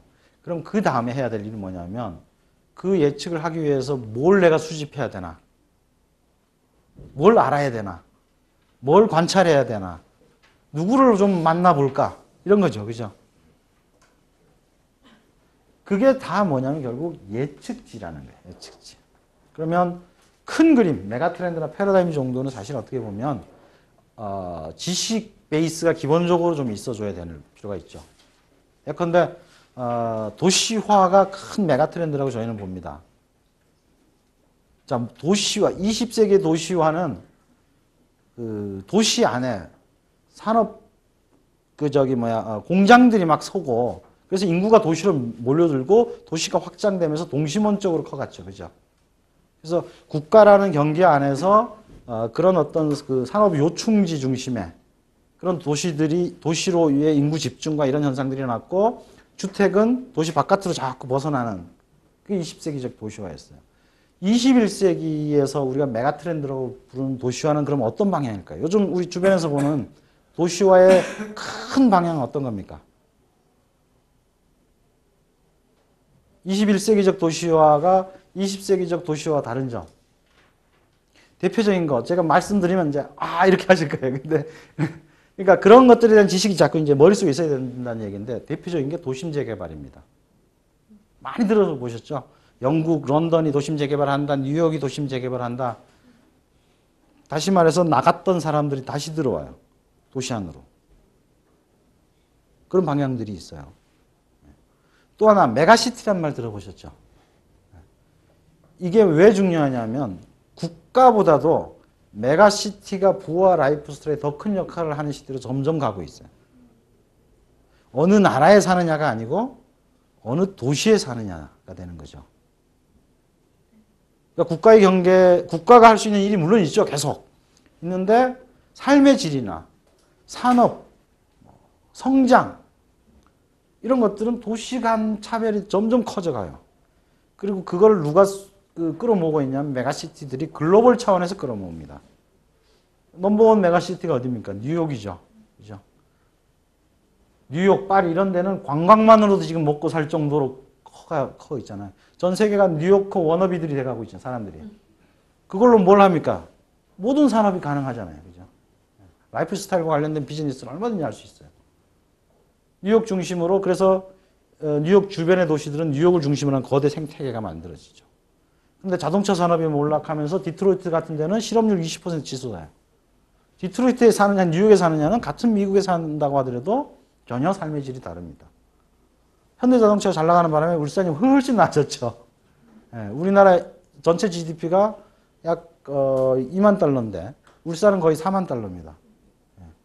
미국은 4만 몇천 달러인데 디트로이트는 그 밑으로 떨어져 있어요. 그죠? 이게 도시화의 방향이 메가시티 중심의 전 세계 부의 재편. 그래서 도쿄가 90년대 후반에 광역화시키면서 인구를 3,300만으로 늘렸어요. 그 이유가 뭐냐면 뉴욕하고 붙으려고. 일본 내에서 누가 어떻게 할 거냐 이게 아니라는 거죠. 그러면 동아시아 당장 봅시다. 동아시아 메가시티 경쟁이 어떻게 벌어질 것이냐. 그죠? 도쿄, 오사카, 서울, 부산, 뭐 베이징, 상하이, 방콕, 그다음에 이제 더 나가면 뭄바이, 싱가포르, 홍콩 이렇게죠, 그죠? 그 중에 어떤 도시가 메가시티가 되느냐에 따라서 부가 재편되는 거죠. 이게 21세기적 도시화의 하나의 방향입니다. 이런 거는 말하자면 제가 얘기하는 건 뭐냐면 메가트렌드나 패러다임과 가까운 것들은 어느 정도까지는 지식으로 갖고 변화들을 계속 봐줘야 돼요. 그래서 모든 것이 변화하는 게 아니다. 어떤 건 오래 가고 어떤 거는 짧게 끝나고 어떤 건 폭이 넓고 어떤 건 폭이 좁다. 요거에 대해서 구분하고 어떤 건 미리 알고 있어야 되고 어떤 건 꾸준히 관찰해야 되고 요게 이제 예측지의 세계입니다. 미래를 자기가 포커싱한 주제를 열심히 예를 들어서 낚싯바늘 모양이 각도가 어떻게 달라질까 이런 예측지를 갖고 있다고 하더라도 그러면 이제 거기에 관련된 변수는 뭐가 있겠습니까? 낚싯바늘의 각도가 변화한다면 얘에 영향을 줄 수 있는 팩터는 뭘 것 같아요? 뭐 예를 들면 우리나라 강에 주로 나는 어종이 바뀐다든지 물고기에 따라서 그게 다를 수 있잖아요. 작은 고기 잡냐 큰 고기 잡냐에 따라 다르니까. 그다음에 낚시와 관련된 동호회 모임 문화가 들이우는 낚시냐 후라이 낚시냐 뭐 이런 거에 따라서 달라질 거 아니에요. 그죠? 예. 그 몇 가지 변수들이 있을 거예요. 그 안에. 근데 그 안에도 보면 이런 식으로 사람들이 낚시라는 걸 통해서 어떤 그 도시적 일상에서 탈출하려고 하는 이런 욕구들이 커져가는가? 뭐 이런 요소들이 작동할 거 아니에요. 낚시 인구가 늘지 안 늘지를 알아야 되잖아요. 그죠? 네. 그 포커싱의 주제와 관련된 예측지의 세계가 있다는 거예요. 그죠? 그거를 구분해가지고, 체계적으로. 근데 개인이 한다면 가장 쉬운 방법은 뭐냐면, 자기가, 이제 포커싱은 누구나 해야 돼요. 뭘 뭐 궁금해하는 걸 정해놓고 제일 쉬운 게 이제 요즘 빅데이터 시대가 됐으니까 좋은 게 인터넷에서 찾는 거잖아요. 그죠? 그러면 내가 예측하려고 하는 대상에 관련돼서 스캐닝할 때 키워드로 넣으면 좋을 것 같은 그 키워드 몇 개를 딱 선정을 하는 거예요. 뭐 그걸 가지고 구글 같은 데 가서 이제 거기는 미리 선정해 놓으면 알아서 보내주죠. 뭐 그렇게 하는 방법을 써도 되고 그 다음에 이제 그거와 관련된 정보가 제일 많은 사이트들이 있어요. 이런 거 즐겨찾기 해놓는 거죠. 해놓고 하루에 한 5분에서 10분 정도만 그 키워드와 관련돼서 검색을 해서 나오는 자료들을 자기 뭐 즐겨찾기에다 따로 보관을 하든지 아니면 스캐닝을 해가지고 하든지 이렇게 보관을 하는 거죠. 보관을 하되 한 가지 이제 명심해야 될 거는 반드시 캡션을 집어넣어야 돼요. 자기가 요거 봤을 때 어떤 생각이었다라는 걸 한두 줄이라도 적어 넣어야 돼. 그거 안 넣고 나중에 쫙 갖다 놓으면 그 다음에는 보기 싫어요. 제가 아는 어떤 선배 예전에 80년대, 70년대 이때는 신문 스크랩이 굉장히 많았어요. 그래가지고 그게 신문 스크랩이 그분의 재산이야. 그래가지고 자취방에 보면 이렇게 스크랩 이게 쫙 쌓이는 게 뿌듯한 거죠. 근데 처음에 이렇게 할 때는 뭐 좀 보다가 쌓아놓고 쌓고 했는데 스크랩 하는 건 습관이 됐는데 나중엔 이걸 볼 수가 없는 거야. 방 전체를 채우는데 그거를 이사 갈 때마다 자취방 옮길 때마다 리어커에 실어가지고 계속 옮겨. 언젠가는 보리라. 나중에 결국 버렸대요. 그 날 쌓이면 못 봅니다. 근데 자기가 포커싱한 주제에 관련돼서 그렇게 캡션을 단계 이렇게 하면 한 30개, 40개 정도 쌓이잖아요. 그러면 그 제목만으로 벌써 이 분야에 대한 기본적인 어떤 흐름 같은 것도 딱 보입니다, 벌써. 그래서 그런 어떤 방법을 쓰면 한 6개월에서 1년 정도면 그 예측 주제에 관련돼서 아마 대한민국 최고가 될 수 있을 거예요. 사람들이 일반적으로 그렇게 포커싱 잘 안 합니다. 엘빈 토플러가 붙어도 이겨요. 왜냐하면 엘빈 토플러가 그런 낚싯바늘 어떻게 되는지 그거에 대해서는 고민한 적이 없기 때문에 이긴다는 거죠. 그러니까 그렇게 포커싱을 하면 개인도 충분히 그런 비즈니스를 할 수가 있고요. 그래서 그런 걸 통해서 미래의 문제와 미래의 해결책들을 우리가 모색하는 거예요. 그죠?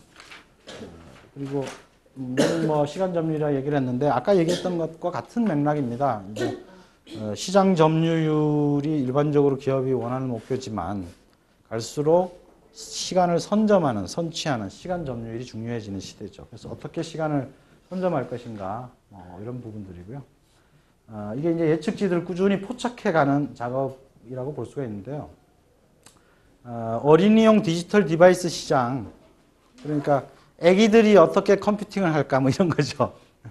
그래서 요즘 보셨어요? 태블릿 PC 주변에 이렇게 물고 빨고 찍고 삼켜도 괜찮은 재질로 이렇게 겉을 탄 어린이용 PC, 태블릿 그런 것들이 나왔고 웅진에서 나온 것 중에 왜 스토리빔인가요?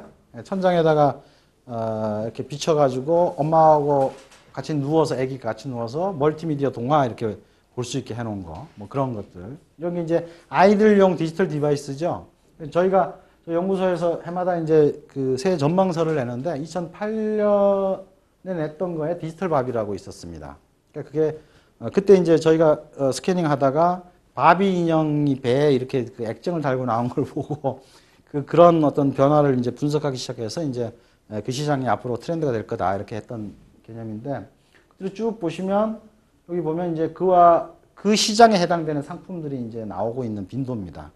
그러니까 일반적으로 트렌드는 초기에 낮은 포복을 하다가 티핑 포인트라고 흔히 얘기하는 변곡점을 지나가면서 급격하게 이렇게 성장하는 걸 보여주고 있거든요. 그래서 저희가 보기에 이 어린이용 디지털 디바이스 시장이 본격적 성장의 직전에 와 있다. 그러니까 갓 태어난 아기와 컴퓨팅을 할 수 있는 아이 사이에 간극이 있죠, 분명히. 그러니까 근데 요즘은 디지털화가 일상화되어 있기 때문에 사회화 과정 자체가 디지털하고 접목할 수밖에 없는 거예요. 그런데 어른용을 그대로 쓸 수가 없으니까 이 시장이 성장하는데 특히 게다가 저출산이 되면서 흔히 식스포켓몬이라고 그러죠. 엄마, 아빠, 할아버지, 할머니, 증조 할아버지, 증조 할머니 오래 사시면서 거기다 외할아버지, 외할머니까지 치면 8포켓이죠. 그래서 이 제품들이 보통 10만 원에 30만 원대 가격이 꽤 하는데도 이 시장이 계속 성장할 여력들을 이제 갖춰갈 거다 이렇게 보는데 이런 것들이 이제 계속해서 꾸준한 관찰을 통해서 만들어내는 예측치들입니다. 그럼 우리는 물론 그거는 모든 사람한테 다 필요한 건 아니겠죠. 우리는 아예 관심 없는 시장일 수도 있잖아요. 그죠? 어떤 분들한테 관심이 있겠죠. 그래서 약신호일 때 발견해서 꾸준하게 추적해 가는 것. 이게 이제 예측치입니다. 작년 연말에 저희가 이제 PC카드 예측 리포트를 만들어 줬는데, 그 프로세스를 잠깐 소개를 드리면, 처음에 이제 기획을 하죠. 이게 이제 말하자면 포커싱 과정입니다. 기업이 원하는 미래가 있는데, 그게 올바른 포커싱된 예측 주제인가 이런 것들을 같이 이제 서로 논의를 하는 작업들을 하죠. 그런 다음에 메가트렌드나 라이프스타일, 이슈, 테크놀로지, 인더스트리 이런 것들을 조사를 하고 이게 말하자면 예측지를 만들기 위한 사전 작업들이죠. 거기서 여기 미래 요소로 되어 있는 건 팩터입니다. 팩터.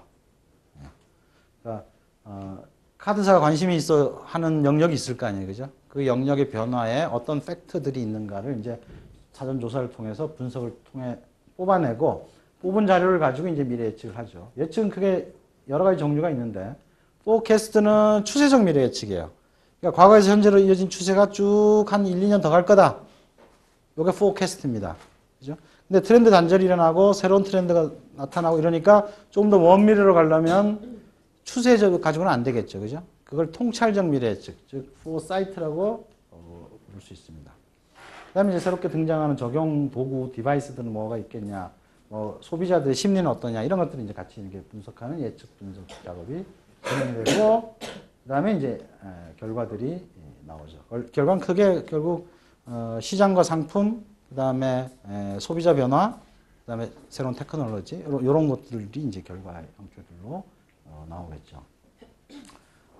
그래서 우리가 뭐 이렇게 말을 붙여가지고 했던 것들 중에 하나가 이제 이 현명한 카드 소비 생활이 이제 어떤 특정한 리워드하고 연결되는 부분들이었어요. 그래서 우리가 카드를 쓰면 이제 포인트가 제각각 쌓이죠. 사이트 들어가면 그 사이트에서 쌓이고 저 사이트 들어가면 저 사이트에 쌓이잖아요, 그죠? 근데 이런 어떤 복잡성을 간단하고 간명하게 줄이는 그런 어떤 그 형태의 카드 서비스 쪽으로 변화가 되지 않겠느냐. 그러면서 우리가 제안했던 사례 중에 하나가 이제 쉘 같은 경우가 얘네는 이제 그 카드를 이렇게 쓰면 여러 군데에서 생기는 모든 포인트를 보통 우리는 그 쇼핑몰에서 쓰면 그 쇼핑몰 물건 사는 데 쓰게 하잖아요. 그게 아니라 그 포인트를 다 모아서 주유소 주유비 할인할 때 쓰게끔 이렇게 이제 리워드를 만들어준 형태의 서비스가 구축되어 있는데 이제 그런 형태로 소비자들은 지금 너무 많은 데서 이 복잡하게 포인트들이 쌓이고 있다는 거죠. 카드 생활이. 그래서 진짜 꼼꼼한 여자분들 보면 이제 잘 쓰기는 하는데 저희 집사람만 해도 뭐 지갑 안에 카드가 하여튼 어디 가면 뭐 써야지 해가지고 쫙 있어요. 저는 딱 한 장 들고 다니는데 그러니까 한 장 들고 다닐 수 있게 만들어주는 거죠, 사실. 예. 그래서 그런 부분들이 앞으로 이제 유용해지지 않겠냐. 뭐 이렇게 스캐닝해서 저희가 이제 제안을 했을 때 그래서 보니까 이제 올해 BC카드에서 이제 리워드 플러스 카드라고 해서 이렇게 출시를 이번에 이렇게 했던데 이런 이 예측과 실행이라고 하는 게 그 예측 자체가 어떤 뭐랄까 논리와 변화의 어떤 방향 뭐 이런 것들이 확증돼야만 안에서 실행으로 옮기잖아요, 그죠? 그러니까 이거를 또 어떤 설득을 해야 되잖아요. 위에다 설득을 하든 아래로 설득을 하든 간에. 그래서 기업이 왜 우리는 예측해야 되는가, 무엇을 예측하는가, 예측된 결과를 우리는 어떻게 활용하겠는가에 대한 내부적인 어떤 그 합의, 기업 문화, 시스템 이런 것들이 필요해요. 그게 바로 예측 지능입니다. 그러니까 아무리 좋은 예측 리포트를 갖다 줘도 화장실에서 보고 지나가면 아무 의미가 없어요. 그렇구나. 그러면 땡이죠, 그죠? 지멘스에서 탄소, 그러니까 그 친환경 경제를 고민하면서 친환경 에너지의 미래를 그려냈어요. 시나리오를 일찌감치 그려냈죠. 그리고 난 다음에 근데 지금은 화석연료를 쓰고 있다. 그럼 화석연료와 그 사이에 친환경 에너지 시대 사이에 중간에 스텝들이 있을 것이다. 그래서 화석연료를 쓰되 이산화탄소 발생량이 적은 터보 엔진이 필요하지 않겠냐. 그래서 이제 개발에 들어간 거고 지금은 그 일반적인 터빈이 38% 정도의 열효율, 그러니까 100을 넣으면 38%만 전기로 변하는 정도의 열효율인데 지멘스에서 탄소 저감 방식으로 나온 거는 46%. 이 전 세계 화력발전소의 터빈에서 1%만 열효율이 높아져도 어마어마한 양의 이산화탄소가 줄어든다 그래요. 그러니까 새로 짓는 발전소나 노후 상비 교체하는 데는 뭘 쓰겠습니까? 지멘스 걸 쓰겠죠, 그죠? 이런 식의 비즈니스를 하고 있다는 거죠. 이게 지멘스의 예측 프로세스입니다. 그래서 현재 비즈니스, 포캐스팅, 여기가 포사이트. 그 다음에 포사이트로부터 거꾸로 뒤집는 거를 백캐스팅이라고 불러요. 그래서 백캐스팅 합니다. 이렇게 뒤집습니다. 그러면 여기가 보통 한 3에서 10년 정도가 돼요. 현재의 추세, 미래는 이렇게 될 수밖에 없는 통찰, 통찰로부터 백캐스팅, 그러면 포캐스트와 백캐스팅이 만나는 지점이 있죠. 요게 지멘스의 전략적 경영지대 3에서 10년 정도 되는 거죠. 그러니까 묘하게 IBM하고 비슷하죠. 그죠? 그렇게 떨어질 수밖에 사실 없는 거예요. 우리가 현재 흐르는 흐름으로만 보고 그대로 이어질 거라고 볼 수 있는 미래는 1, 2년에 불과하고, 근데 큰 그림으로 예측되는 부분들이 있죠. 메가트렌드나 패러다임을 통해서. 그러면 그 중간에 스텝들을 만들어내는 이게 이제 지멘스의 예측 지능이라고 보시면 될 것 같아요. 예측 경영은 그게 예측지와 예측 지능이라고 하는 두 개의 구성 요소다. 예측지에서 중요한 것은 뭘 예측해야 되는가 우리는 이죠. 무엇을 예측할 거고 그래서 거기에 대해서 어떻게 자료를 수집하고 그걸 예측지로 분류해낼 거냐 이 작업이 중요하고 그냥 뭐 미래에 대해서 관심 있는 걸로 되는 게 아니고 그 다음에 예측 지능은 이런 어떤 예측에 대한 신뢰를 바탕으로 해서 이걸 어떻게 우리 기업의 현명한 의사결정에 쓰는 그런 리더십과 기업 문화를 만들어 나갈 것이냐 이 문제입니다. 그러니까 단순하게 어떤 데이터 수집 시스템이나 이런 것들을 그냥 들여다 놓는 것하고는 차원이 다르다고 볼 수가 있겠죠. 그래서 이런 작업들을 통해서 예측, 즉 미래에 대한 지식을 기업의 경영 자원화하는 그런 형태로 많은 기업들이 이미 제가 오늘은 주로 지멘스 IBM 얘기를 드렸지만 여기 말고도 제너럴 일렉트릭이라든지 필립스라든지 또 듀퐁 같은 데라든지 이런 몇몇 3M 이런 기업들은 그 기업 내부에 그 기업의 특성에 맞는 예측 전문화된 조직이나 프로세스들이 있습니다. 이걸 받아들인다고 해서 뭐 모든 미래 위기와 기회를 다 할 수 있냐? 그건 아니지만 훨씬 더 민감하고 미래를 향해 이렇게 더듬이를 내놓은 레이더를 작동시키는 기업이 되는 거죠. 그게 더 많은 기회와 위기 탈출의 어떤 찬스들을 줄 거다라고 저는 생각을 합니다. 자, 그러면 오늘 이제 이 예측 경영 혼자만 열심히 떠드는 건지 같이 우리 이가 이해하면서 갔는지는 모르겠는데 1시간 반 정도 얘기를 했는데 여러분한테 많은 도움이 됐기를 바랍니다. 고맙습니다.